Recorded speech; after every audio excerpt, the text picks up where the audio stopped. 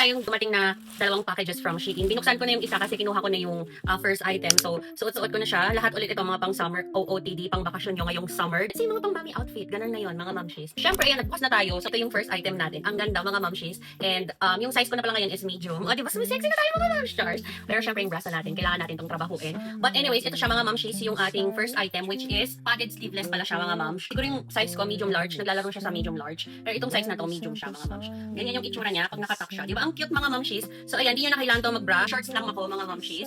And yung shorts na to from SHEIN din. Ang ganda, di ba? Ang ganda ng color. Ewan ko ngayon, medyo na-addict na ako sa olive green or sa green, something green kasi nagko-complement siya sa color ko. So, ayan siya, mga mamshis.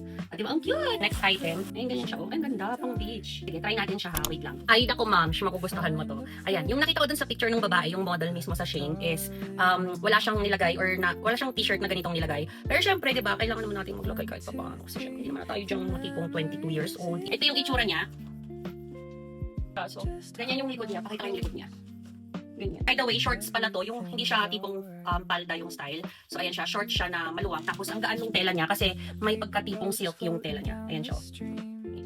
Ganyan. Manipis yung tela niya. So, hindi mainit sa summer kapag ito yung gagawin. So, ito yung ating second item. So, hindi included yung t-shirt ha. Ilagay ko lang siya mga mamsh.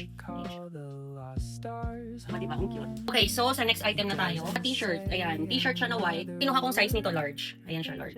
Ayan.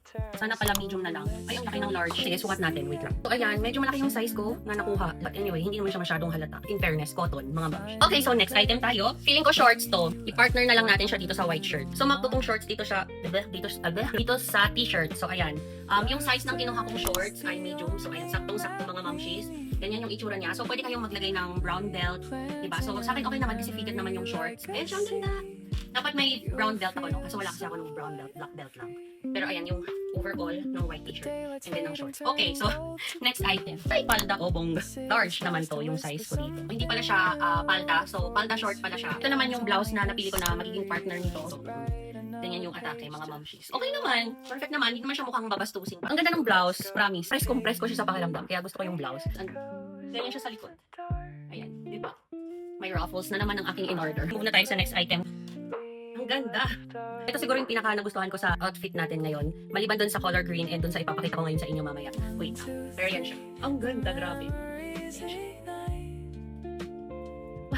So nice. Grabe, ang ganda, ang gaan sa feeling. Apaka-presko. O, diba? Tapos mag-cycling shorts na lang kayo sa loob. Ayan, parang hindi naman tayo masilipan, diba? So, ang ganda. Ulitin natin. Ayan. Napaka-flowy lang. O, ayan, diba? So, perfect. Pack. Okay, so yan. Yan yung second to the last item natin. And the last one is, dalawa pala yung na-order ko na ganitong style. Ang ganda kasi. So, ayun siya. Buti na lang dalawa yung in-order ko, mga moms. Ayan, color pink naman to. Ayan siya. Ganyan yung style niya. Para mapakita pala siya sa inyo ng buo. Alam mo, kanina pa ako nabubulol. Ayan yung padded. O, diba? Nakatahi yan. So, hindi siya matatanggal. You're safe, mga ma'am. So, dapat fit na fit siya sa'yo, no? Para, syempre, hindi maluwang yung padded. So, ayan siya. O, diba? So, that's it for today. Ang mga budol-budol na yan, mga mamshis. Alam nyo na yung mga gagawin nyo. Yung links ay nasa aking description box or sa aking comment box. So, i-check nyo na lang siya. And, yes, ano pang hinihintay nyo? Check out ka na.